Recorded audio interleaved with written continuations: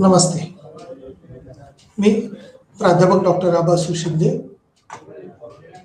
Indira Gandhi National Open University अर्थात इग्नू या अभ्यास सेंटर अंतर्गत आज आपण वृद्धी आणि विकास यातील नवसनातनवादी प्रतिमान त्याचबरोबर एंडोजेनियस वृद्धी प्रतिमान यावरती सखोल चर्चा करणार आहोत.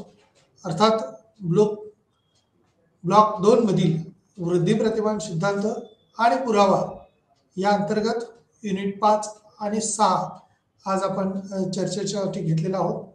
सनातनवादी विचारवंत हे अर्थशास्त्राची मांडणी करताना अत्यंत वेगवेगळ्या पद्धतीनं मांडणी त्या कालखंडात त्या विचारवंतांनी केलेली आहे.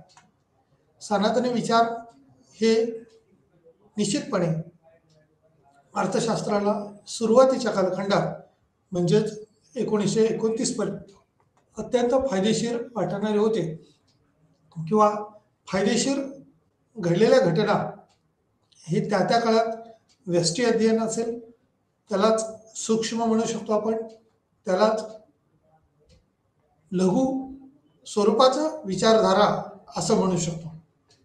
याच सनातनवादी विचारवंतांनी म्हणजेच त्या कालखंडात आलेल्या ज्या काही परिस्थिती होत्या त्याच्यावर मांडलेले सिद्धांत होते त्या आधारावरती आपली विचारधारा मांडलेली आहे. त्यातून वृद्धी किंवा वाढ घडून आणण्याच्या दृष्टीने प्रयत्न केलेला आपल्याला दिसतो. या अनुषंगाने आपण एक एक टप्पा पाहत असताना नवसनातनवादी प्रतिमान म्हणजे काय किंवा नवसनातनवादी जी विचारधारा आहे ती कोणत्या प्रकारची, सनातनवादी विचारधारा ती कोणत्या प्रकारची आणि या सनातनवादी विचारधारेत नवसनातनवाद्यांचा म्हणजेच केन्स प्रणीत विचारधारा जर आपण पाहिल्या तर त्या कालखंडात खरं तर अनेक विचारवंतांनी विचार मांडले, परंतु सनातनवादी विचार याच्यामध्ये आपण JB सेचा उल्लेख करू शकतो किंवा त्या कालखंडात असणारे अनेक विचारवंत म्हणू शकतो. त्यांच्या विचारधारेनुसार सनातनवादी विचारवंत असं सांगतात की पुरवठा आपली मागणी निर्माण करतो. सेचं हे एक ब्रीदवाक्य किंवा एक सिद्धांत आहे आणि या अनुषंगाने ते मांडणी करताना असं म्हणतात पुरवठा आपली मागणी निर्माण करतो म्हणजे जे काही उत्पादन तयार होईल ते अर्थव्यवस्थेमध्ये किंवा बाजारपेठेमध्ये त्याला मागणी ही येणारच आहे. मग ते कदाचित दीर्घकाळामध्ये येईल, कदाचित त्याला काही वेळ लागेल, परंतु मागणी ही निश्चित पद्धतीनं येत असते आणि याच मागणीच्या आधारावरती अर्थव्यवस्थेमध्ये वेगवेगळे उत्पादनाची जी साधनसामग्री आपण म्हणूया खंड, वेतन, व्याज आणि नफा या अनुषंगाने जे काय मोबदला मिळणारे क्षेत्र आपण पाहतो तसेच उत्पादनाच्या दृष्टीनं भूमी खंड, श्रम भूमी खंड या ज्या संकल्पना आहेत तर त्यालाही रोजगार मिळण्यासाठी नवसनातनवाद्यांच्या दृष्टीनं थोडंसं वेगाने किंवा मागणीच्या बाजूने विचार करून मांडणी केलेली आहे. सनातनवाद्यांनी केवळ पुरवठा या बाजूने विचार केला होता किंवा उत्पादन करत राहणं, मग अर्थव्यवस्थेत मागणी आहे का नाही याचा विचार फारसा केलेला नव्हता. जसं आपण शेतीमध्ये किंवा इंडस्ट्रीमध्ये एखादं उत्पादन तयार करता येतं आणि म्हणून ते उत्पादन तयार करणं आणि बाजारपेठेत व्यक्तीला मांडणं हेच काम सनातनवाद्यांच्या कालखंडात केलं, परंतु नवसनातनवाद्यांच्या विचारधारेमध्ये त्या वस्तूला मागणी आहे का या बाजूने विचार केला आणि ज्याची मागणी आहे त्याच वस्तूचं उत्पादन मोठ्या प्रमाणावर करण्याचं काम हे नवसनातनवाद्यांच्या प्रतिमानामध्ये केलेलं दिसून येतो. म्हणूनच the new classical growth model असं म्हटलेलं आहे किंवा नव सनातनवादी प्रतिमान किंवा आधुनिक विचारवंत या अनुषंगाने याच्यात मांडणी आलेली आहे. जशी आपली चर्चा पुढे जाईल तशा पद्धतीनं त्यातले बारकावे आपल्या लक्षात येतीलच. ते विचारवंत जे आहेत तेही या ठिकाणी दिलेले आहेत. प्रस्तावनेच्या अनुषंगाने काही माहिती या सनातनवाद्यांच्या स्वरूपामध्ये दिलेली आहे किंवा नवसनातनवाद्यांच्या अनुषंगाने मांडलेले आहे. त्यातलं वाढीच्या स्वरूपातलं असणारं मॉडेल त्याचा अभ्यास करण्यासाठी काही मूलभूत संकल्पना दिलेल्या आहेत. त्याचबरोबर सोलो मॉडेल याचा देखील विचार केलेला आहे. या गृहीतकाच्या अंतर्गत काही मांडणी येणार आहेत. मॉडेलची रचना त्यांनी दिलेली आहे. हेरॉल्ड डोमल जे मांडणी जी होती तिचा आपण विचार केलेला आहे. हेरॉल्ड आणि डोमल यांनी भांडवल संचय याच्यावर भर दिला. त्याचबरोबर दीर्घकाळाचा विचार न करता अल्पकाळामध्ये कशा पद्धतीने लोकांना रोजगार मिळू शकतो उत्पन्न मिळू शकतं याच्यावरती विशेष करून भर दिला. बचत ही दीर्घकाळासाठी जर विचार केला तरी पण फायदेशीर जरी असली तरी सर्वांनी बचत करणं हा दुर्गुण किंवा तोटा आहे. त्यामुळं काही ठिकाणी बचत होणं हे स्वाभाविक आहे, परंतु त्यातली गुंतवणूक वाढणं ही अपेक्षित असतं. निओ क्लासिकल मॉडेलचे काही अनुप्रयोग किंवा विस्तार या अनुषंगाने याचं पाहणार आहोत आपण. भांडवली स्टॉकचे अवमूल्यन म्हणजे भांडवली स्टॉक जो काही आहे तो सोलोच्या अंतर्गत जे मॉडेल मांडलेलं आहे त्याबरोबर निओ क्लासिकल मॉडेलमध्ये याला महत्त्व दिलेलं आहे. परिवर्तनीय बचत दर सेविंग असणं अपेक्षित आहे, परंतु किती प्रमाणात अपेक्षित आहे आणि तो बदलता दर किती आहे तो त्या ठिकाणी विचारात घेणं अपेक्षित आहे. त्याचबरोबर घटकांचा सापेक्ष वाटा जे काही उत्पादनाचे घटक आपण म्हणतो ते उत्पादनाचे घटक सर्व विचार करता ते कशा पद्धतीने आहे त्या घटकांचा सापेक्ष वाटा किती असेल तर तो त्या ठिकाणी विचाराधीन किंवा विचार प्रवाहामध्ये आलेला भाग आहे. निओ क्लासिकल ग्रोथ मॉडेल म्हटले. निओ क्लासिकल ग्रोथमध्ये पैसा याला महत्त्व दिलेलं आहे. टोबिनचं मॉडेल मांडलेलं आहे. सिड्रॉस्की मॉडेल मांडलेलं आहे आणि अभिसरण आणि गरिबीचा काही सापळा किंवा गरिबीचा एक आपण मागणीच्या अनुषंगाने ज्यावेळेला विचार करतो किंवा एकूण लोकसंख्या वाढीचा वेग आणि दुसऱ्या बाजूला उत्पादनाचा वेग याच्यात जर दरी पाहिली तर त्यामुळे आपल्याला गरिबी निर्माण होते किंवा गरिबीचा सापळा त्या ठिकाणी दिसून येणार आहे.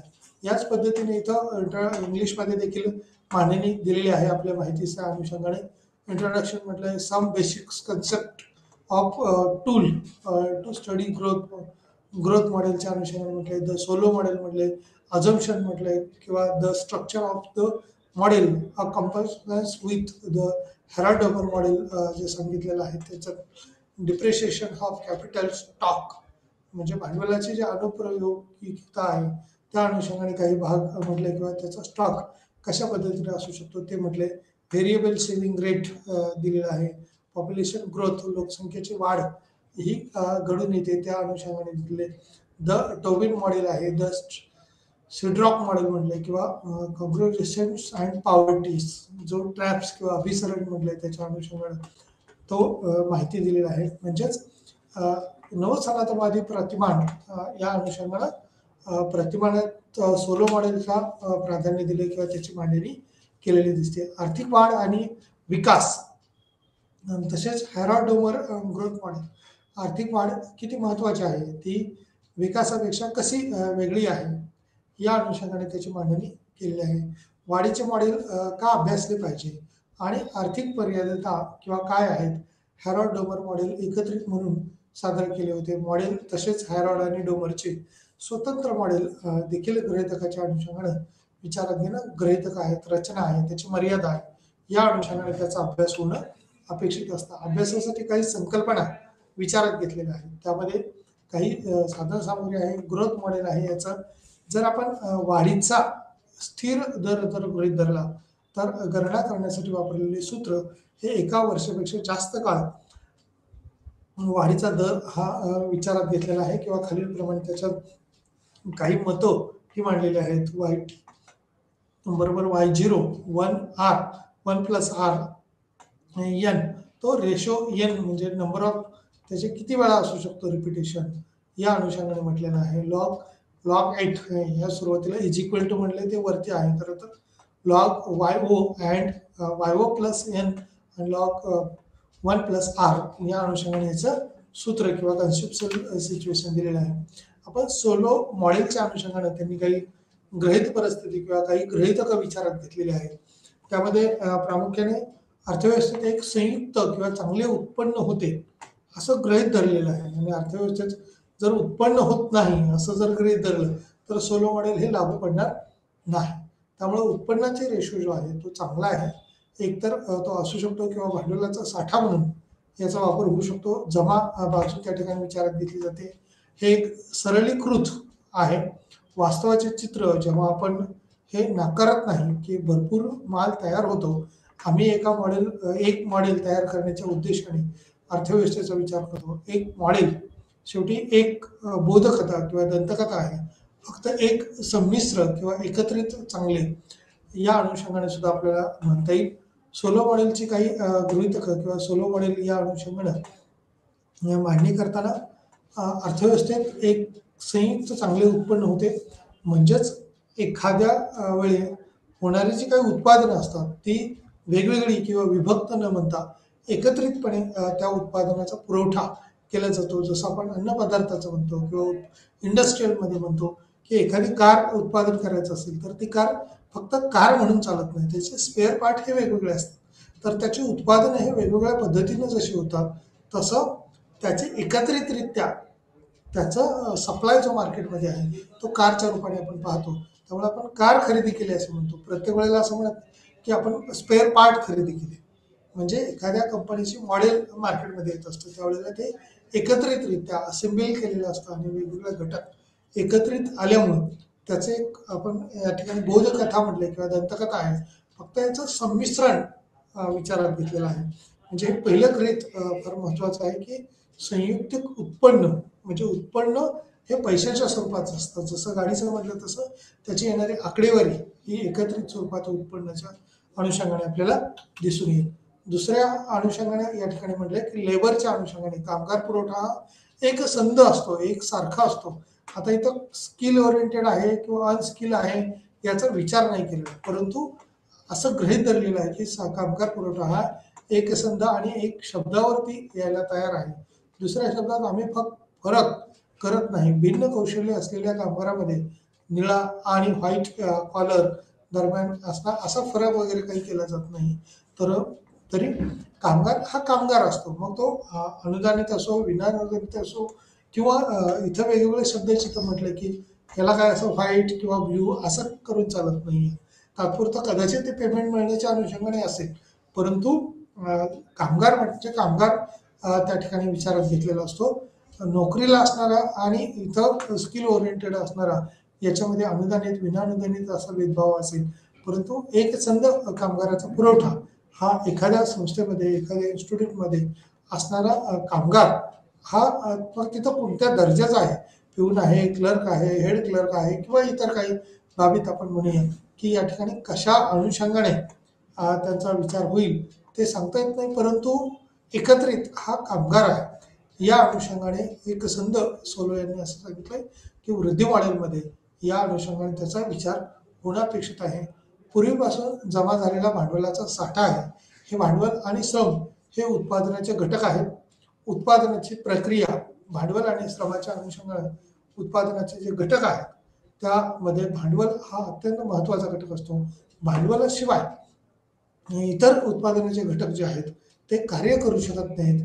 श्रम हा खरं तर क्रियाशील घटक आहे, कारण श्रम हाच फक्त हालचाल करू शकतो, एखाद्या गोष्टीला कमांड देऊ शकतो. भांडवलाचे घेवाणदेवाण करायचे म्हणलं तरी व्यक्तीची गरज असते, संयोजकाची गरज असते.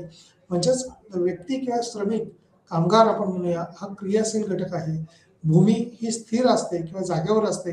भांडवल हे सुद्धा उभा करावं लागतं किंवा उपलब्ध असतं, परंतु ते एका जागेला स्थिर असतं. भूमी आहे, श्रम आहे, संयोजक आहे आणि त्याबरोबर श्रमिकाच्या अनुषंगानं श्रमिक हा क्रियाशील असल्यामुळं संयोजक हा क्रियाशील असल्यामुळे उत्पादनात काहीतरी रूपांतरित करण्याचा प्रयत्न करतो किंवा उत्पादन प्रक्रिया हे बदलवण्याचा प्रयत्न करत असतो.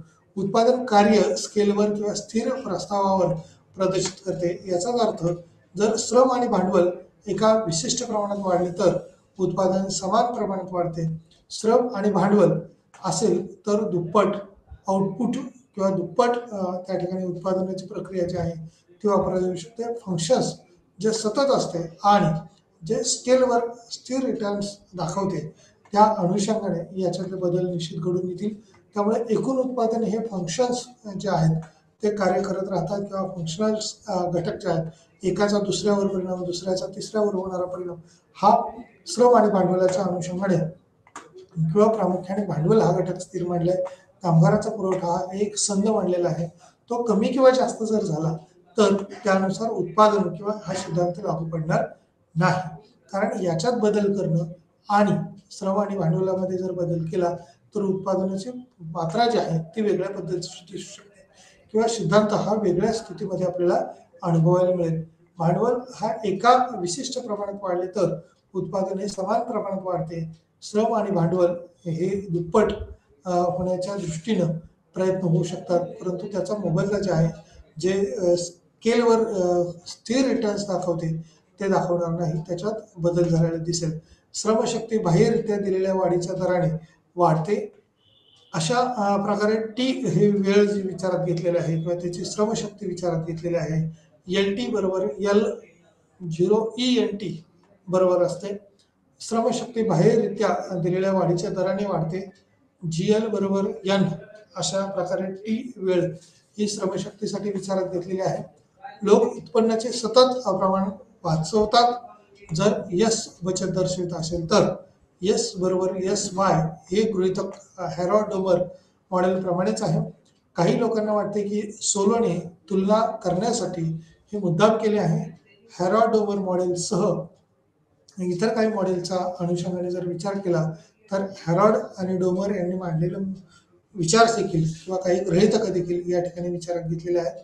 SY म्हणजेच बचत आणि बचत उत्पन्न या अनुषंगाने असणाऱ्या रेशो त्या ठिकाणी विचारात घेतलेला आहे. कोणताही परदेशी व्यापार होत नाही. सोलो मॉडेल जर लागू करायचं असेल किंवा त्या ठिकाणी अनुभवायचं असेल तर आयात निर्यात ही परकीय व्यापाराबरोबर किंवा परदेशाबरोबर होत नाही आणि ती तुलनात्मकरित्या फार कमी असते किंवा नसतेच असा या ठिकाणी विचारात घेतलेला आहे किंवा समप्रमाणात असते असं म्हणूया. ज्या वेळेला जेवढी होती तेवढीच दीर्घकाळात देखील राहते. याच्यामध्ये फारसा बदल होत नाही. कोणताही परदेशी व्यापार हा होत नाही असं म्हटलंय. स्थिर किंवा कॉन्स्टंट त्या ठिकाणी विचारात घेतलंय. सरकार अर्थव्यवस्थेत हस्तक्षेप करत नाही असं देखील या ठिकाणी म्हटलंय. सरकारने जर हस्तक्षेप केला अर्थव्यवस्थेमध्ये उत्पादनाची साधन सामग्री या अल्प दराने जर उपलब्ध करून दिली तर भांडवल शिल्लक राहील भांडवलदाराकडचं आणि तेच भांडवल वापरून पुन्हा यंत्रतंत्र खरेदी केली जातील आणि उत्पादन कदाचित जास्त होईल. किंवा सरकारी अनुदान मिळणार नसतील, हस्तक्षेप केला नाही तर किंवा केला जात नाही असं म्हटलंय आणि तो जर केलाच नाही आणि जे काही आपण रेशोचं उत्पादन होतं त्या अनुषंगाने उपलब्ध साधन सामग्री उपलब्ध झाल्या नाही तर ते उत्पादन मिळणार नाही. त्यामुळे तुलनात्मकरित्या सरकारी हस्तक्षेपामध्ये बदल होत नाही किंवा तो हस्तक्षेप करता येत नाही किंवा करत नाही असं या ठिकाणी म्हटलं. कोणताही परदेशी व्यापार आणि हस्तक्षेप हा महत्वाचा भाग आहे. तसंच तिथं सुरुवातीला सांगितलं तो लेबर कामगाराच्या अनुषंगाने सुद्धा महत्वाचा भाग आहे. त्या ठिकाणी भांडवल साठा महत्वाचं मानलंय. म्हणजे श्रमशक्ती या भांडवली साधन सामग्रीच्या अनुषंगाने किती असतील, कशा पद्धतीने असतील तो विचारात घेतलेला भाग आहे. मॉडेलची रचना कशा पद्धतीने मांडलेली आहे. कोणताही घसारा याच्यात नाही विचारात घेतलेला. घसारा म्हणजे काय, एखाद्या उत्पादन सामग्रीची किंवा एखाद्या उत्पादनाचा काही काळ वापर केल्यानंतर, जसं की आता मी इथं कॉम्प्युटर असेल, कॅमेरा असेल किंवा इतर काही PC संबंधित साधन सामग्री आहे, हा जो वापर आपण करतोय तो वापर किती काळ टिकू शकेल तर साधारण एक 10 वर्ष म्हणूया, 20 वर्ष म्हणूया. परंतु अपेक्षित याचा जो काही कालखंड आपण निश्चित केलेला आहे 10 वर्ष, तर 10 वर्षांनी हा PC 1 लाख रुपयाचा असेल तर 10 वर्षात 1 लाख रुपये आपले उभे राहिले पाहिजेत. त्याच्यासाठी दरवर्षी काही रक्कम आपल्याला बाजूला काढून ठेवावी लागेल. त्या काढलेल्या रकमेलाच घसारा रक्कम किंवा घसारा खर्च असं म्हटलं जातं.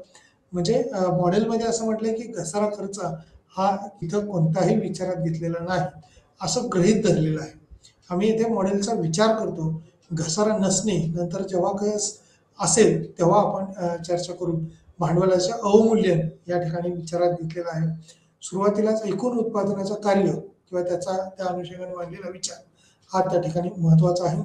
कोणतेही घसारा होत नाही किंवा गृहीत धरलेले आहे त्या अनुषंगाने त्याच्यात बदल होत नाहीत.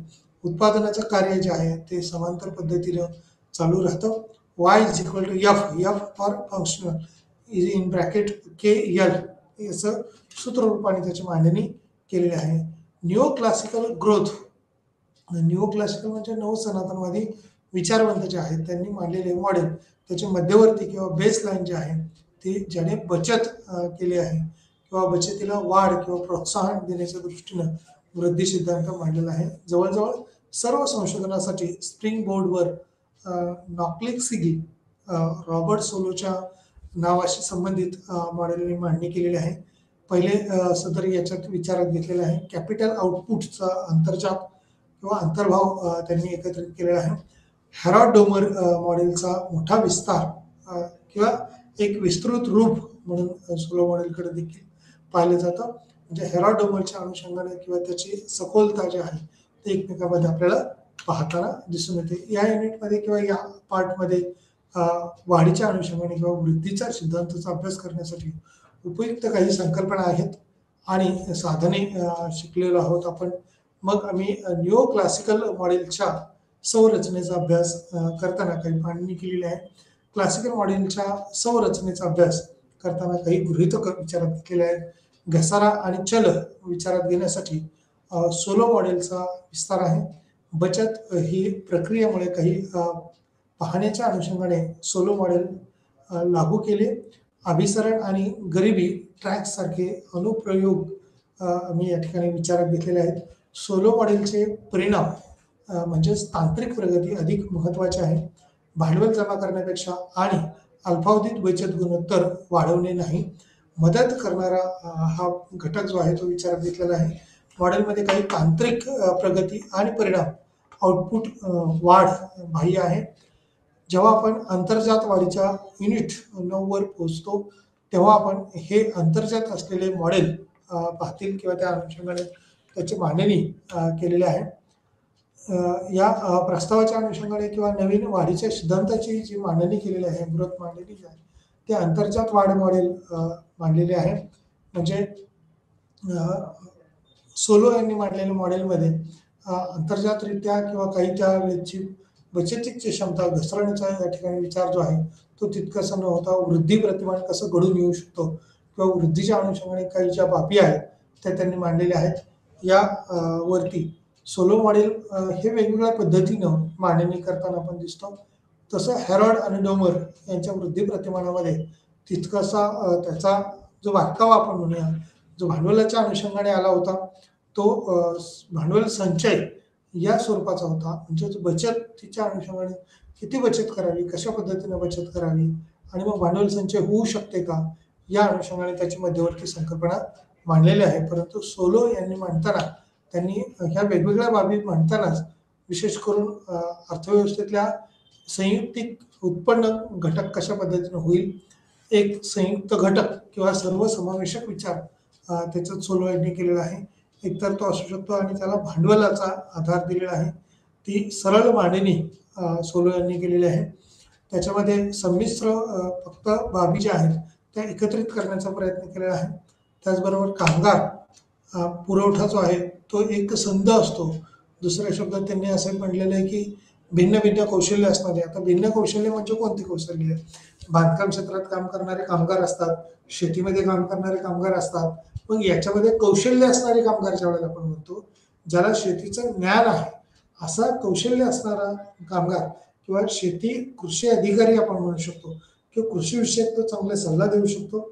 बांधकाम क्षेत्रातले कामगार म्हणतो त्यावेळेला ज्याला स्किल ओरिएंटेड आहे म्हणजे ऍक्च्युअली त्याला भिंत बांधता येते किंवा कॉन्क्रीट करायच्या वेळेला इंजिनिअरिंग प्लॅनिंग जे असतं ते व्यवस्थित आहे, कौशल्य आहे.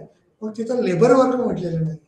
मग लेबर वर्क म्हणजे काय? ज्याला फक्त सांगितलंय तेवढंच काम करणे. म्हणजे त्याला सांगितलं इथून उचलून इथं टाक तर तिथं तो टाकण्याचं काम करतो. तशा पद्धतीनं ॲग्रिकल्चरमध्ये पण सांगितलं जातं की एवढं एवढं केलं की एवढं एवढं काम कम्प्लीट होईल. मग तशा पद्धतीनं या कौशल्याचा विचार होणं अपेक्षित असतं. किंवा स्किल ओरिएंटेड असेल तर त्याच्या कौशल्यातून उत्पादनाची क्षमता ही चांगली वाढलेली असेल. जसं माझं टीचिंग स्किल आपण म्हणतो, शिकवण्याचं कौशल्य. मग हे कौशल्य सर्वांपर्यंत नाही येणार आहे. काही लोकांना किंवा विद्यार्थ्यांना हे लिहिता येईल, मांडता येईल, पीपीटी करता येईल, परंतु समजून सांगण्याचं कौशल्य हे माझ्याकडे असू शकतं किंवा एखाद्या शिक्षकाकडे असू शकतं. एखाद्या विद्यार्थ्याकडे एखादं पाठांतर केल्यानंतर ते कौशल्य येईल.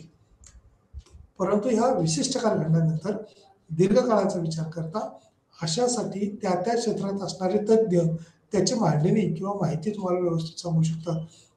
म्हणजेच या ठिकाणी कामगाराच्या अनुषंगाने जसं आपण म्हणतो लेबरच्या दृष्टीने ज्यावेळेला विचार करतो त्यावेळेला ते कुशल आणि अकुशल स्वरूपाचे असू शकते. एखादा गॅरेजमध्ये काम करणारा कामगार असेल तर तो कामगार म्हणून काम करणं आणि गॅरेजमधलं खरंच इंजिनच्या स्पेअर पार्टच्या संदर्भातले बारकावे माहीत असणं आणि त्याला योग्य पद्धतीचं सेटिंग करून गाडी व्यवस्थित सुस्थितीत चालू शकेल याची खात्री देणारा इंजिनियर हा कौशल्य ओरिएंटेड असतो, कारण त्याला ते स्किल जमत असतं. आता सध्या आपण भारतात जर पाहिलं तर या स्किल ओरिएंटेड पर्सनची किंवा व्यक्तीची नितांत निकड दिसून येते. भारतीय अर्थव्यवस्था ही खरं तर खूप मोठी अर्थव्यवस्था आपण जगाच्या पाठीवर पाहतो. आणि दुसऱ्या बाजूला आपण असं बघतो की अर्थव्यवस्थेमध्ये असणारे जे काही उत्पादनाचे घटक आहेत त्याचा योग्य पद्धतीने वापर होतो, परंतु मिळणारं उत्पादन हे तितकंसं किंवा तुलनात्मकरित्या फायदेशीर किती आहे, कशा पद्धतीने होऊ शकतं, याच्या संदर्भातला अभ्यास हा पूर्वी तितकासा केला जात नव्हता. आणि तो अभ्यास वाढवण्याच्या दृष्टीनं या नवसनातनवादी किंवा आधुनिक विचारवंतात विचार मांडलेला आहे.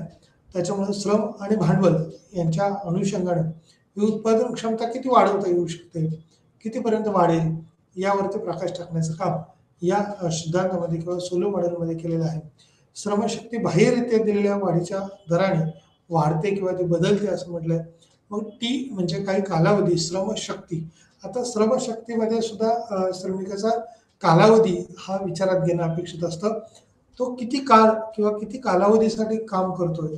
म्हणजे एखाद्याने समजा आता टीचिंग मधलं जर पाहिलं तर एकच तास किंवा काही तास शिकवणं किंवा लेक्चर देणं आपण ऐकतो. विद्यार्थी तसे ज्यावेळेला आपण विद्यार्थी पाहतो, एखाद्या मॉलमध्ये काम करणारा विद्यार्थी असेल, कर्मचारी असेल, तर तो कर्मचारी किती तास काम करतो, म्हणजे 8 तास असेल, 12 तास असेल किंवा 4 तास असेल. मग 4 तासासाठी जे असणारं वेतन हे किती असू शकेल, 8 तासासाठी किती असेल, 10 तासासाठी किती असेल, यापेक्षा जास्त काम देऊ नये खरं तर. पण काही ठिकाणी लोक 14-14 तास काम करतात, 18-18 तास काम करतात.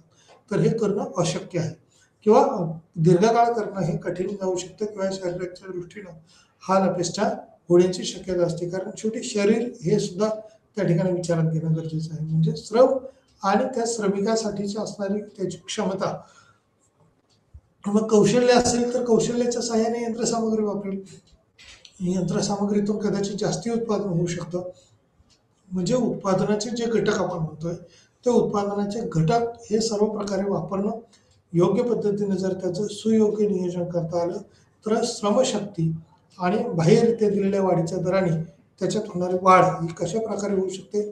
लोक उत्पन्नाचे सतत प्रमाणात जे वाचवतात, जर सेव्हिंग्स म्हटले म्हणजे लोक उत्पन्नाचे सतत प्रमाण वाचवतात. म्हणजे काय की आज एखादं काम न करणं आणि तो उद्या करतो असं म्हणणं, म्हणजे आज न करण्याचं इमर्जन्सी मोठी अडचण असेल तर शक्य आहे, पण आजचं काम उद्या करता येत नाही, कारण श्रम हे नाशवंत स्वरूपाचं असतं. त्यामुळे त्या त्या व्यक्तीला त्या त्या वेळेला ते ते काम करावं लागतं. त्या त्या कालखंडात जर काम नाही झालं तर ते श्रम वाया जातात किंवा ते श्रम घटक जे आपण म्हणतो ते उत्पादनाच्या सहाय्याने तसे घेता येत नाही. त्याच्यामुळे अनेक वेळेला अनेक समस्या आलेल्या दिसतात आपल्याला, त्याला सामोरे जावं लागतं. मग अर्थव्यवस्थेत होणारे नुकसान हे ज्या वेळेला पाहतो त्यावेळेला जसं की विद्यार्थी अभ्यास करायला खरं तर ॲडमिशन घेतात जून-जुलैमध्ये आणि परीक्षाचा कालखंड जर बघितला तर सेमिस्टर असेल तर दिवाळीच्या दरम्यान म्हणजे ऑक्टोबर-नोव्हेंबर असेल आणि नंतर मार्च-एप्रिलमध्ये परीक्षा असतील. परंतु अभ्यास करण्याचा कालावधी ज्या वेळेला विचारला जाईल त्यावेळेला तो शेवटचा एक महिना त्या ठिकाणी विचारात घेतला जातो. म्हणजे एका महिन्यात तो वर्षभराचा अभ्यास करायला सक्षम आहे असतो का विद्यार्थी, तर नसतो. ज्ञानार्जन करणं आणि ज्ञानार्जनातून कौशल्य आत्मसात करणं या दृष्टीनं त्या ठिकाणी प्रयत्न होणं अपेक्षित असतं. म्हणजे श्रमिकांची क्षमता वाढण्यासाठी त्याला काही प्रोडक्टिव्हिटी येण्याच्या दृष्टीनं कौशल्य जर असेल, जसं की आचारी एखादा स्वयंपाक तयार करतो आणि या स्वयंपाकाच्या दृष्टीनं सुद्धा त्याला त्याचं कौशल्य असणं अपेक्षित असतं. हे कौशल्य जर कमी असेल, अपुरं असेल तर त्याचा फायदा होत नाही. सरकार अर्थव्यवस्थेत हस्तक्षेप करत नाही. इथं असं म्हटलंय त्याच्यामुळे काय होईल, अर्थव्यवस्थेत जर सरकारचा हस्तक्षेप वाढलेला असेल तर त्याच्यामुळे अनेक तोटे होतील. आता कोणत्या कोणत्या प्रकारचे तोटे होतील, म्हणजे उत्पादन वाढणार नाही किंवा जास्तीचं उत्पादन वाढेल आणि हा सिद्धांत खोटा ठरेल. म्हणजे एका बाजूला उत्पादन किती वाढवावं, कशा पद्धतीनं उत्पादन वाढू शकतं या दृष्टीने प्रयत्न अपेक्षित असतात आणि कोणताही परदेशी व्यापार देखील होत नाही. म्हणजे जसं सरकारी हस्तक्षेप होत नाही तशा पद्धतीने आयात निर्यात जे आहे, मग कच्च्या मालाचे असो पक्क्या मालाचे असो, त्या त्या कालखंडामध्ये आयात निर्यात ही सोलो यांनी गृहीत धरलेली आहे आणि याच गृहीतकाच्या आधारावरती आपली मांडणी त्यांनी केलेली दिसते. मग हे मॉडेलच्या अनुषंगाने म्हटलंय Y is equal to F in bracket K oblique L, या अनुषंगाने त्याची रचना मांडलेली आहे. अशा पद्धतीने ही भाग न्यू क्लासिकल ग्रोथ किंवा नवीन थेअरी या अनुषंगाने मांडलेली आहे. बेसलाईन मॉडेलची मांडलेली आहे. वाढ सिद्धांतातील जवळजवळ संशोधनासाठी स्प्रिंग बोर्ड, नॉक्लिस, रॉबर्ट सोलोच्या नावाशी संबंधित मांडणी केलेली आहे. कॅपिटल आउटपुटचा या ठिकाणी विचार केलेला आहे. आउटपुट म्हणजे भांडवलाची लाभ क्षमता जी आहे ती किती असू शकते, कसं असू शकते, त्याचा मोठा विस्तार मांडलेला आहे. या युनिटमध्ये मी किंवा सिद्धांताच्या अनुषंगाने उपयुक्त काही संकल्पना साधने शिकलो आहेत. मग आम्ही न्यू क्लासिकल च्या अनुषंगाने म्हणजे यातून काय काय मिळालं जर बघितलं तर संरचनेचा अभ्यास याच्यात केलेला आहे. त्याचबरोबर याच्यात घसारा हा देखील गृहीतक धरलेला आहे. गृहीतकी घसारा चल विचारात घेण्यासाठी मी सोलो मॉडेलचा विस्तार मांडलेला आहे. घसारा ही कन्सेप्ट फार महत्त्वाची होती किंवा यात विचार करणं अपेक्षित आहे. घसारा हा अनेकांना माहीत नसतो. खरं तर उत्पादनाच्या प्रक्रियेमध्ये जी साधन सामग्री वापरलेली आहे ती कालांतराने नष्ट पावणारी आहे किंवा संपणारी आहे.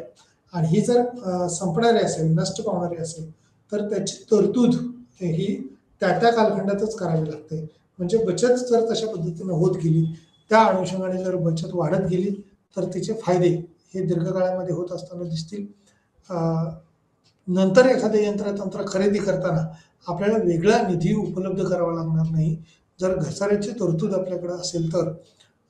अशा पद्धतीनं म्हणजे घसाऱ्याच्या दृष्टीनं हा वेगळा भाग आहे. दुसरा भाग आहे तो म्हणजे बचत ची प्रक्रिया जी आहे ती देखील विचारात घेतलेली आहे सोलो मॉडेल यांनी. सेव्हिंग रेट जेवढा चांगला असेल तेवढा इन्व्हेस्टमेंट रेशो जो आहे तो चांगला असतो. बचत ही व्यक्ती पातळीवरती किंवा संस्था पातळीवरती देखील हा फायदेशीर भाग आहे. कारण बचत नाही केली तर आपल्याला गुंतवणुकीला भांडवल राहणार नाही आणि गुंतवणूक जर नाही झाली तर उत्पादन वाढीला चालना मिळणार नाही किंवा वेगळी उत्पादनं किंवा आहे त्या उत्पादनामध्ये आपल्याला ग्रोथ करता येणार नाही. म्हणजेच बचत ही वेगवेगळी प्रक्रिया आहे ती पाहण्याच्या दृष्टीनं अभिसरणाच्या अनुषंगाने गरिबी टॅक्सचा रेशो आपल्याला कव्हर करण्याच्या दृष्टीनं पाहणं अपेक्षित आहे. सोलो मॉडेलचे परिणाम म्हणजेच तांत्रिक प्रगती अधिक महत्त्वाचे आहे. भांडवल जमा करण्यापेक्षा आणि अल्पावधीत बचत गुणोत्तर वाढवणे किती प्रमाणात शक्य आहे, कशा पद्धतीने शक्य आहे ते देखील पाहणं अपेक्षित आहे. तांत्रिक प्रगती आणि परिणाम आउटपुट वाढ बाह्य कशा पद्धतीने होऊ शकते. जेव्हा आपण अंतर्जात वाढीच्या युनिट 9 वर पोहोचतो तेव्हा आपण हे अंतर्जात असणारे जे काही मॉडेल म्हटले त्याचा भाग विचारात घेणं अपेक्षित आहे. या युनिटमध्येच सिद्धांताच्या स्वरूपामध्ये झालेली मांडणी ही उपयुक्ततेची किती आहे, कशा पद्धतीने आहे त्याचा भाग आपण याच्यात पाहिलेला आहे. त्यानंतर पुढचा एंडोजेनियस वृद्धी किंवा त्याची ग्रोथ जी म्हटलेली आहे ती कशा पद्धतीने आहे. नवीन वाढीच्या सिद्धांताची गृहीतके, अंतर्जात वाढ मॉडेल दिलेलं आहे. अंतर्जात वाढ मॉडेलमध्ये arrow theory of learning by doing या अनुषंगाने सिद्धांत मांडलेला आहे. लेवरी सेसिक्स्टिक मॉडेल मांडलेलं आहे किंवा त्याचं प्रतिमान मांडलेलं आहे. राजा रॉबसन मॉडेल म्हणून एक प्रचलित आहे. लुकास मॉडेल म्हणून मांडलेलं आहे. रोमरचे तांत्रिक बदलाचे मॉडेल मांडलेलं आहे. अंतर्जात वाढ मॉडेलचे या ठिकाणी टीकात्मक परीक्षण केलेलं आहे आणि त्याच्यातच विकसित आणि विकसनशील देशासाठी काही धोरणं देखील मांडलेली आहेत. यापैकी आपण फक्त 1-2 पॉईंट्स यामध्ये बघणार आहोत. त्या अनुषंगाने इंट्रोडक्टरी पार्टमध्ये अंतर्जात वाढीचे सिद्धांत वगळण्याची प्रक्रिया म्हणून विकसित केला आहे. न्यू क्लासिकल म्हटले त्यांनी आधुनिक किंवा नवसनातनवादी विचारधारा त्या ठिकाणी ग्रोथ मॉडेलची आहे. हा एक नवीन सिद्धांत आहे जो अंतर्जात आधारावर अर्थव्यवस्थेचा दीर्घकालीन विकास दर हा स्पष्ट करतो. म्हणजे सनातनवादी विचारांतर मी मगाशी सांगितलं तसं की अल्पकाळाचा विचार केलेला आहे आणि इथं मात्र दीर्घकाळाचा विकास दर स्पष्ट केलेला आहे. परंतु दीर्घकाळात किती विकास गाठता येऊ शकतो, कितीपर्यंत विकास दर होईल या अनुषंगाने त्याची मांडणी निश्चितपणे केलेली आहे. आणि या दीर्घकाळामध्ये झालेले बदल हे किती असतील, कशा पद्धतीने असतील त्या बाबतीत काही विचार हे समोर आलेले आहेत. दीर्घकाळामध्ये अर्थव्यवस्थेमध्ये एक नवीन सिद्धांत रूपाने मांडणी केलेली आहे. अर्थव्यवस्थेचा दीर्घकालीन विकास दर हा स्पष्ट करतो. न्यू क्लासिकल ग्रोथ थिअरीच्या एक्सचेंजच्या घटकाच्या विरुद्ध घटक आहे. 1990च्या नवीन वाढ सिद्धांताला अंतर्जात वाढ सिद्धांत असे नाव दिलेलं आहे. अंतर्जात वाढ सिद्धांतामध्ये खरं तर डीप मांडणी 1990च्या अनुषंगाने केलेलं आहे. नवीन वाढ ग्रोथ किंवा नवीन वृद्धी याची संकल्पना जी आहे ती याच्यात मांडलेली आहे. या मध्ये असणारे जे काही वेगवेगळे नफा प्रेरित परिणाम जे आहेत ते तांत्रिक बदल स्पष्ट करण्याचा प्रयत्न केला आहे. या तांत्रिक बदलाच्या अनुषंगाने त्याचे परतावे किंवा त्याचा परिणाम हे कशा पद्धतीने होऊ शकतात ते आपण 1991च्या खरं तर भारतीय अर्थव्यवस्थेचं एक धोरण त्या ठिकाणी आर्थिक धोरण म्हणूया, औद्योगिक धोरण म्हणूया, या अनुषंगाने नवीन 1991चं धोरण 1991 ची पॉलिसी ही फार महत्वाची ठरते. आणि सोलो मॉडेल यांनी मांडलेले सुद्धा किंवा त्यानंतरच्या कालखंडात आधुनिक विचारवंतांनी मांडलेले विचार हे फार प्रचलित झालेले आहे. आणि त्याच्या अगोदरचे ज्यावेळेला आपण विचार करतो म्हणजे सनातनवादी विचार ज्यावेळेला म्हणतो त्यावेळेला 1900 म्हणजे स्वातंत्र्यपूर्व कालखंडातले म्हणूया आपण किंवा 1929च्या अगोदरचे जे काही विचारवंत होते जे सनातनवादी विचारवंत म्हणून प्रचलित होते, पुरवठा आपली मागणी निर्माण करतो, हे सेच जे विषय यांनी मांडलेली मांडणी आहे. म्हणजे उत्पादन करणं किंवा पुरवठा करणं हे आपलं काम आहे अशा पद्धतीचं विचारधारा होती. त्यानंतर मात्र 1935ला आपण पाहतो आरबीआयची स्थापना झाली. 1936ला ॲडम स्मिथ यांनी the General Theory of Employment Interest and Money हा ग्रंथ मांडला. 1948ला पाहिलं तर इंडस्ट्रियल रिव्होल्युशन झाली. 1991 म्हणजे 1951ला जर पाहिलं तर पहिली पंचवार्षिक योजना झाली. दुसरी पंचवार्षिक योजना 56ला सुरू झाली. तिसरी पंचवार्षिक योजना होऊ शकली नाही, परंतु एक वर्षाची का पण वार्षिक योजना त्या ठिकाणी मांडल्या गेल्या 1961. आणि पहिली हरित क्रांती ही 1965-66 मध्ये करून आली. 1972चा पण दुष्काळ म्हणतो आणि 1980च्या दशकातली बेरोजगारीची स्थिती ही फार बिकट अवस्था होती. 1990 पर्यंत ही अवस्था होती आणि नंतर आपण 91ला खाजगीकरण, उदारीकरण आणि जागतिकीकरण हे धोरण स्वीकारलं. आणि यातूनच 1990च्या नवीन वाढ सिद्धांताला किंवा वृद्धी प्रतिमानाला अंतर्गत वाढ सिद्धांत असे स्पष्टपणे मांडणी केली. नफा प्रेरित परिणाम जे आहेत त्याची मांडणी केली. तांत्रिक बदल त्यातून स्पष्ट करण्याचा प्रयत्न केलेला आहे. याच तांत्रिक बदलातून किंवा तांत्रिक वाढीतून कशा पद्धतीनं अर्थव्यवस्थेचा विकास होऊ शकतो या अनुषंगाने काही बाबी या स्पष्ट केल्या. 91 मध्ये मांडलेलं धोरण ज्या वेळेला आपण पाहतो त्यावेळेला खाजगीकरण, उदारीकरण आणि जागतिकीकरण. खाजगीकरणमध्ये काय होतं तर या अनुषंगाने खरं तर सिद्धांत रूपाने आपण मांडणी पाहणार आहोत, परंतु इंडियन इकॉनॉमीची कंडिशन काय होती, त्यावेळेची स्थिती काय होती हे आपल्या डोळ्यासमोर असणं अपेक्षित आहे. त्यावेळेला हे सिद्धांताची किंवा इतर परिस्थिती जी आपण गृहीत धरलेली आहे ती व्यवस्थित किंवा त्या ठिकाणी प्रूव्ह होऊ शकेल अशा अनुषंगाने आपल्याला बाब दिसून येते. खाजगीकरणामध्ये सरकारच्या मालकीचे असणारे जे काही उद्योगधंदे होते ते सरकारने आपल्याकडं कमी म्हणजे 49% मालकी हक्क स्वतःकडे आणि जनतेकडे किंवा समाजाकडे 51% मालकी हक्क देण्याचा उद्दिष्ट डोळ्यासमोर ठेवलं किंवा निर्धारण केलं त्या पद्धतीनं. आणि 1991 नंतर या खाजगीकरणामुळं या उद्योगधंद्यांची वाढ किंवा विकास होण्याच्या दृष्टीने प्रयत्न करण्यात आले, परंतु ते प्रयत्न हे सरकारकडून केवळ स्वातंत्र्य देण्यात आलं. आणि या स्वातंत्र्याचा फायदा घेऊन अनेक उद्योजक मग टाटा असतील, बिर्ला असतील किंवा अंबानी असतील असे अनेक उद्योजक हे पुढे आले.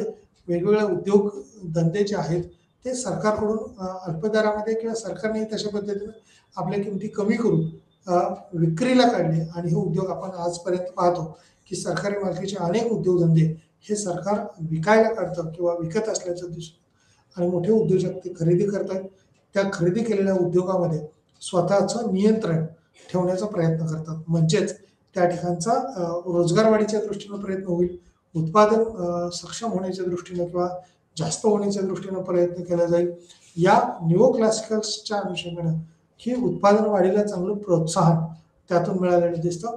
अर्थव्यवस्था ही सुस्थितीला आणण्यासाठी एकतर उत्पादनाचा साठा वाढणं अपेक्षित होतं आणि त्याचबरोबर वाढलेलं उत्पादन हे दीर्घकाळामध्ये सस्टेन करण्याच्या दृष्टीनं प्रयत्न करण्याच्या दृष्टीनं खाजगीकरण हे अपेक्षित होतं.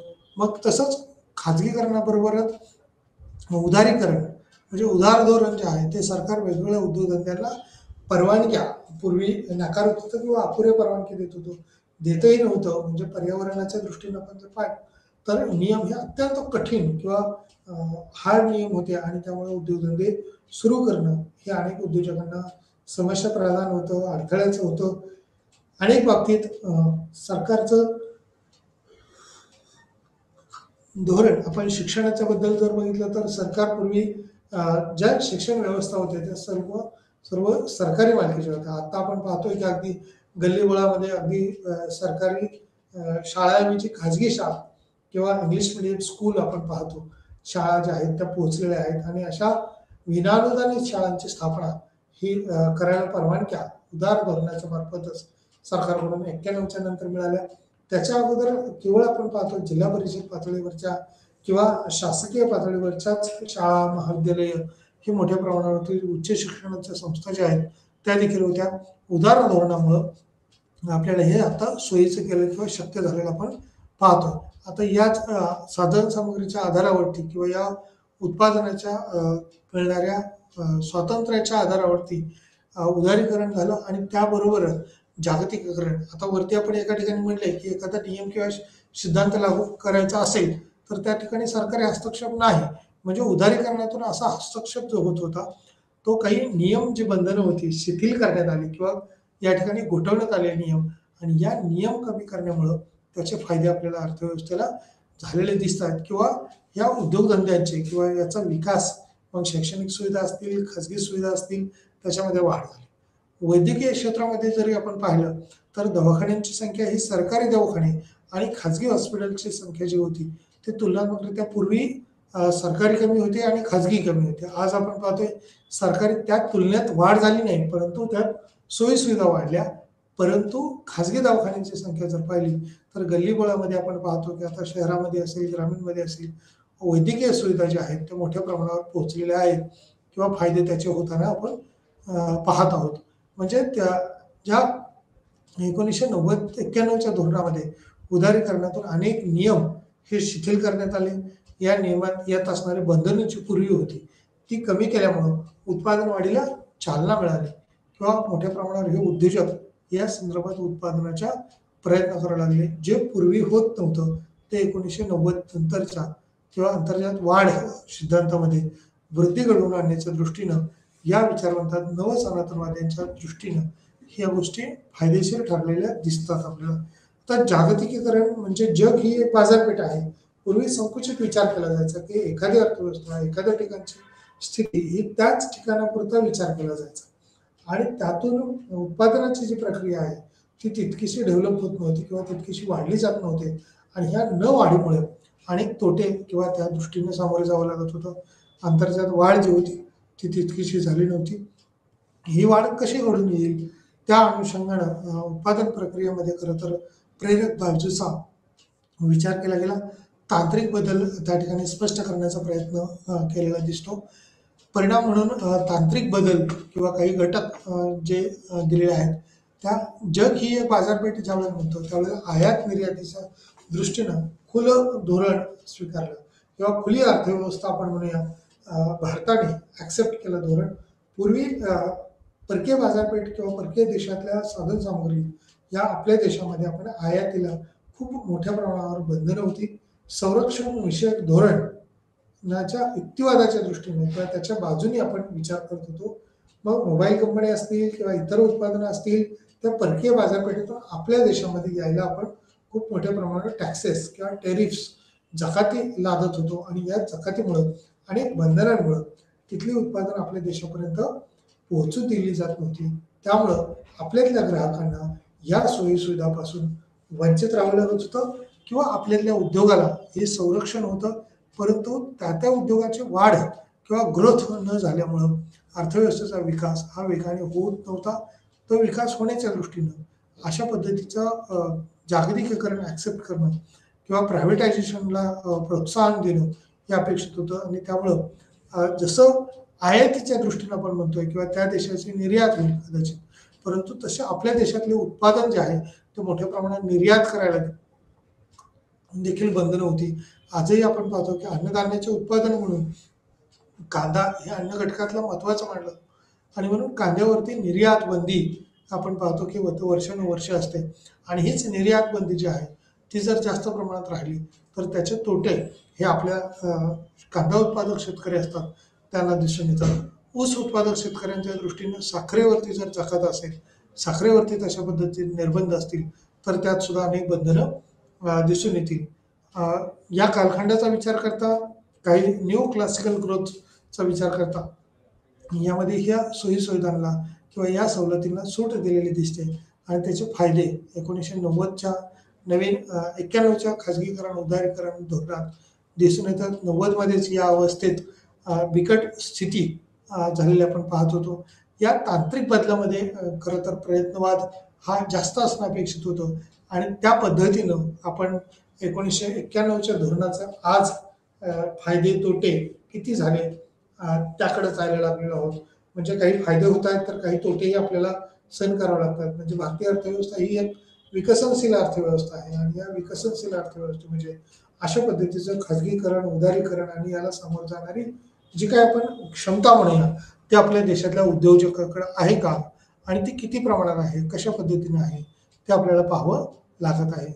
त्या दृष्टीनं संशोधन विकास म्हणजेच RD रिसर्च अँड डेव्हलपमेंट म्हटलं जातं.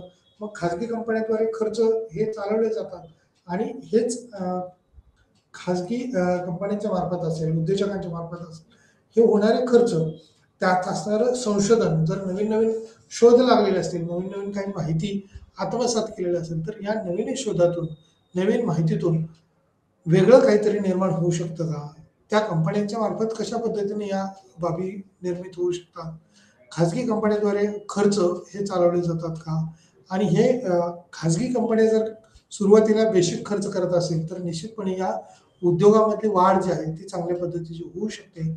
संशोधन आणि विकासाच्या अनुषंगानं नवीन संशोधन जर झालेलं असेल, सध्याच्या कालखंडात जी गरज आहे त्याचा विचार करून जर संशोधन झालेलं असेल तर या लॅबोरेटरीचा किंवा रिसर्चचा हा उत्पादन वाढीसाठी चांगला फायदा होतो. आधुनिक काळामध्ये वेगवेगळं संशोधन हे फार विकसित होत आहे. म्हणजे छोटे मोठे यंत्र तंत्र आपण कोविडच्या काळात सुद्धा बघितलं की कोविडचे लसीकरण जे आहे ते तितकंसं डेव्हलप नव्हतं आणि ते आता डेव्हलप झालेलं आपण पाहतोय. त्यामुळे लसीकरणावर झाल्यापासून आपल्याकडे कोविड पेशंटची संख्या जी आहे ती कमी झाली किंवा तशा पद्धतीच्या हलापेस्टा आता किंवा वेगवेगळ्या साथीचे आजार जे आहेत त्याच्यावरती संशोधन हे चांगलं झालेलं आहे. त्यामुळे रिसर्च आणि मग एका बाजूला विकासाची बाजू ज्यावेळेला राहतो त्यावेळेला हे संशोधन जर असेल, मग यंत्रतंत्रातलं असेल, साधन सामग्रीतलं असेल, उत्पादन वाढीच्या असेल तर ते संशोधन कसं वाढवता येईल, खाजगी कंपन्यांद्वारे त्याचा खर्च कसा चालवला जाईल या अनुषंगाने त्याच्यावर प्रयत्न किंवा विचारवंतन होणं अपेक्षित असतं. शुम्पीटर ज्याला उत्पादन नवकल्पना म्हणतात, म्हणजे शुम्पीटरचं नाव ज्या वेळेला घेतलं जातं त्यावेळेला तो आधुनिक विचारधारेचा जनक असं म्हणायला हरकत नसते की नाविन्यपूर्ण कल्पना आहे. इनोव्हेशन किंवा नवीन आयडियाज या शुम्पीटरच्या माध्यमातून नवीन मेश अद्ययावत स्वरूपाची माहिती शोधून काढण्याचं काम हे शुम्पीटरच्या नवीन मेशातून किंवा नाविन्यपूर्ण संकल्पनेतून येतं. जशा प्रक्रिया किंवा नवकल्पना या मांडण्याचं काम शुम्पीटरने केलेलं आहे. शुम्पीटरला त्यामुळेच नवसंकल्पनेचा जनक असं म्हटलं जातं. वेगवेगळ्या दृष्टीनं म्हणजे बचतीच्या अनुषंगाने असेल, गुंतवणुकीच्या अनुषंगाने असेल किंवा इतर मांडणीच्या अनुषंगाने त्यांनी अनेक संकल्पना या मांडलेल्या आहेत. जसे प्रक्रियेच्या अनुषंगाने नवकल्पनेला प्राधान्य दिलेलं आहे, रिसर्चला प्राधान्य दिलेलं आहे आणि हेराडोमल मॉडेलच्या विरुद्ध अर्थाने त्यांनी वाढीला किंवा बाह्य रूपांतर घटक विचारात घेतलेला आहे. बाहेरील चलामध्ये किंवा अंतर्गत विरुद्ध बाह्य घटक म्हणजे अंतर्गत म्हणजे त्या उद्योग संस्थेच्या दृष्टीनं भूमी, श्रम, भांडवल आणि संयोजक हे तरच आहेत, परंतु नैसर्गिक घटकांचा देखील वातावरणाचा जर चांगला फायदा झाला तर उत्पादन हे चांगल्या पद्धतीने वाढू शकतं किंवा उत्पादन वाढीला एक चांगली चालना मिळू शकते. अशा अनुषंगाने त्याच्यातली मांडणी केलेली दिसते आपल्याला किंवा आपण पाहतो. चलामध्ये आलेले अंतर्जात सिद्धांत किंवा प्रणालीमधून वाढीवर जोर देते. हा दृष्टिकोन एक प्रचंड प्रचलित आनंद घेतला आणि तरीही आनंद घेतो अंशतः, कारण ते विचारात घेतात, ऑफर करत असले तरी सरकार आर्थिक विकासाला चालना देण्यासाठी एक नवीन माध्यम म्हणून विचारात घेतं. राष्ट्रीय आधिक्य किंवा खाजगी आणि सार्वजनिक रिसर्च आणि डेव्हलपमेंटच्या अनुषंगाने खर्चाला चालना देण्यासाठी डिझाइन केलेली ही नाविन्यपूर्ण विचारधारा त्याच्यात मांडलेली आहे. या विचारधारेमध्ये संशोधनाला अत्यंत महत्त्व दिले. मग संशोधनाचे वेगवेगळे प्रकार जसे अभ्यासले जातात, संशोधनाची मांडणी केली जाते, त्याच्यात काही गृहीतकं असतात, उद्दिष्ट असते, परंतु नवीन वेश किंवा नवीन आलेली संकल्पना या आधारावरती समाजाचं कल्याण कसं होऊ शकतं, वेळ कसा वाचू शकतो, खर्च त्यावरचा कसा नियंत्रित करता येऊ शकतो, त्या अनुषंगाने त्याची मांडणी ही संशोधनाच्या रूपाने केलेली आपण पाहतो. तरीही त्याच्यातून त्यांनी महत्त्वाचा भाग सांगितला आहे. त्यांनी त्याच्यातला सॅटिस्फॅक्टरी इंडेक्स किंवा समाधान देणारा, आनंद देणारा घटक हा आनंद मिळवण्याच्या दृष्टीनं म्हणजे मानवी कल्याण साध्य वेलफेअर म्हटलं आहे. अमर्त्य सेन यांनी मांडलेलं बघा एक विचार की कल्याणाचा अर्थ, त्यांना त्याच्यावर नोबेल पारितोषिक मिळालं. म्हणजे अशा पद्धतीचं कल्याणकारी विचारधारा मांडण्याचं काम शुम्पेटर यांनी केलेलं आहे. आणि या आधुनिक विचारसरणीमध्ये कल्याणाचं मांडणी करताना प्रचंड प्रमाणात त्याच्या अंतर्गत असणारी जी काही सिद्धांताची मांडणी होती, तरीही त्याच्यातला आनंद हा महत्त्वाचा आहे.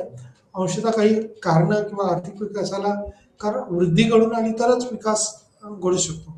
एक नवीन माध्यम म्हणून या रिसर्चच्या अनुषंगाने पाहिले गेले आहे त्या साधनसामुग्रीमध्ये आहे त्या उपलब्ध पाहायला मिळतात. आता याच्यात नवीन वाढीचे सिद्धांताचे काही गृहीतकं विचारात घेतलेले आहेत. त्यामध्ये कुठले गृहीतकं आहेत? एक अंतर्गत वाढ मॉडेल, ज्याच्यामध्ये सर्वसाधारणपणे नवीन वाढीचे सिद्धांत दिलेले असतात. बाजारात अनेक कंपन्या आहेत, मग त्या कंपन्या ज्या आहेत त्या वेगवेगळ्या कंपन्या उत्पादनं घेत असतात, परंतु त्याला काही स्वातंत्र्य आपण म्हणूया ते नवीन वाढीच्या सिद्धांताच्या अनुषंगाने दिलेलं आहे. म्हणजे विविध कंपन्या असतील, तांत्रिक प्रगती किंवा ज्ञान हे एक गैरप्रतिस्पर्धी चांगले आहे. म्हणजे याच्यात स्पर्धा नाही आहे, परंतु रिसर्च आहे आणि नवीन नवीन संशोधन करून विकास साधता येऊ शकतो का, टेक्नॉलॉजी वेगवेगळी वापरता येते का, ज्ञान आधुनिक पद्धतीचं जे काही आपण गुरुकुल पद्धतीचं आपण पूर्वी म्हणत होतो, आता शिक्षण व्यवस्था बदललेली आहे आणि आता तर नवीन एज्युकेशन पॉलिसी 2020ची लागू होती आणि या एज्युकेशन पॉलिसीमध्ये स्किल ओरिएंटेड किंवा कौशल्यभिमुख शिक्षण जे दिले जाणार आहे ते नवीन संशोधनाच्या आधारे नवीन साधनसामुग्रीच्या आधारावरती मिळू शकतं. म्हणजे एखादा स्टिकर ज्यावेळेला आपण स्कॅन करतो, तर स्कॅन केल्यानंतर एखादं अख्खं पुस्तक आपल्याला त्याच्यात वाचायला मिळू शकतं. आपण आता पाहतो की आपल्याकडे पुस्तकं खूप आहेत, ग्रंथालय खूप आहेत आणि या ग्रंथालयांमध्ये पुस्तकामध्ये तिथपर्यंत जाण्यासाठी वेळ उपलब्ध नाही आहे लोकांकडं किंवा पैसा खरेदी केल्यानंतर ठेवण्यासाठी पैसा नाही, तसं ते तयार झालेले साधनसामुग्री स्टोअर करण्यासाठीची सोय नाही आहे त्यांच्याकडे. त्यावेळेला या टेक्नॉलॉजीच्या आधारावरती एखादा स्टिकर स्कॅन केल्यानंतर त्या स्टिकरवरती आपल्याला मिळालेली माहिती ही कितीतरी किंवा अनमोल स्वरूपाची असू शकते. गुगलवरती आपल्याला मिळणारी माहिती ही हवी ती माहिती आपल्याला हव्या त्या शब्दात सर्च करता येते. एकत्र घेतलेले सर्वसाधारण घटकांच्या प्रमाणात ह्या ठिकाणी परतावा वाढवणे जेव्हा प्रचलित होते, कारण एकाच घटकावर त्याचा बदल होतो किंवा सतत परतावा अस्तित्वात असतो आणि याच धोरणाच्या अनुषंगाने ज्यावेळेला बाब पाहिली जातील त्यात काही बाब ह्या निश्चित विचारात घेतल्या जातात. एकत्रित घेतलेल्या सर्व घटकांच्या प्रमाणात हा परतावा वाढवणे जेव्हा प्रचलित होते तेव्हा त्यात वेगवेगळे बदल होणं अपेक्षित आहे. ते बदल हे कशा पद्धतीचे असू शकतात, त्यात तांत्रिक प्रगती ही लोक करत असलेल्या गोष्टीमधून येतात. यावर आधारित ही नवीन कल्पनांची निर्मिती किंवा त्याची मांडणी ही दिसून येते. तांत्रिक प्रगती लोक करत असलेल्या गोष्टीमधून निर्माण होत असते. यावर आधारित काही संकल्पना, काही भाग हा निश्चित आहे.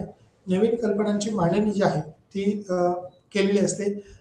तंत्रज्ञानात बदल झाला तर वेळ वाचू शकतो, तंत्रज्ञानावर होणारा खर्च आहे तो वाचू शकतो, जे लाभधारक असतात त्याचा वेळ वाचू शकतो, जे उत्पादक असतात त्यांचाही वेळ वाचू शकतो. म्हणजे वेळेच्या दृष्टीनं अनेकांना त्याचे फायदे होतात.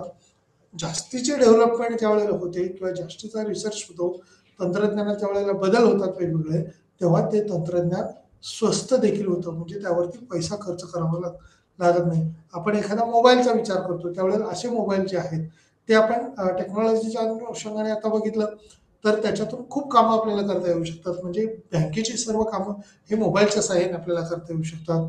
अ, त्यानंतर आपण रिचार्ज करणं म्हणतो, टीव्ही रिचार्ज करणं असेल, मोबाईल टू मोबाईल रिचार्ज करणं असेल किंवा पैसे ऑनलाईन ट्रान्झॅक्शन कुठे करायचे असतील, अशी अनेक कामं आहेत की ती मोबाईलच्या सहाय्याने होऊ शकतात.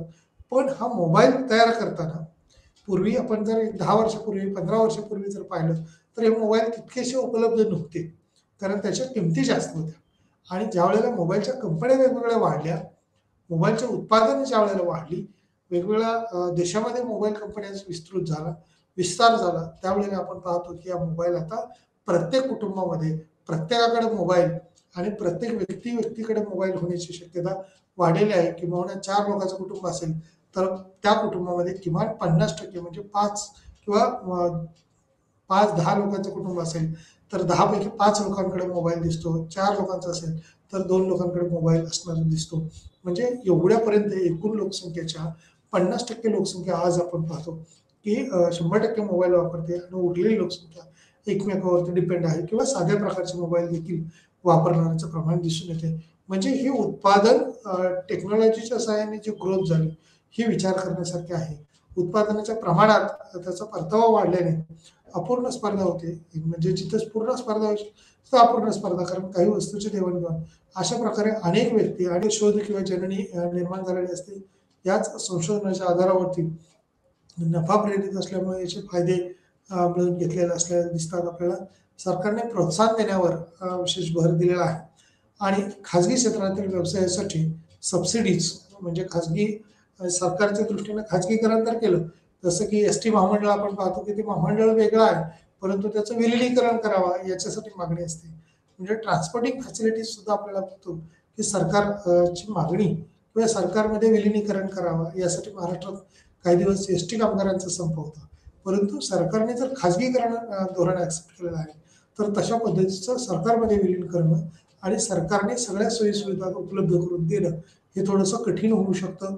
त्यामुळे त्या बाबतीतला निर्णय हे वेतनवाढीच्या अनुषंगाने विचार केला, त्या दृष्टीने फायदे दिले. पायाभूत सुविधा सुधारण्यासाठीही गुंतवणूक केली पाहिजे आणि उत्पादनात नाविन्य आणण्यासाठी उत्पादन प्रक्रियेवरती विशेष भर दिला गेला पाहिजे. अशा या वेगवेगळ्या सोयी-सुविधा जर पाहिल्या, तर निश्चितपणे प्रगती देणाऱ्या आहेत किंवा सोलो मॉडेलनं जसं सांगितलं, त्यानंतर नवीन विषयाच्या अनुषंगाने काही बाबी आपण पाहिल्या. अशा वेगवेगळ्या टप्प्यामध्ये यात बदल झालेले दिसतात. यात बदलत्या घटकाच्या अनुषंगाने काही बाबतीत निश्चित वाढ झालेली आपण पाहतो.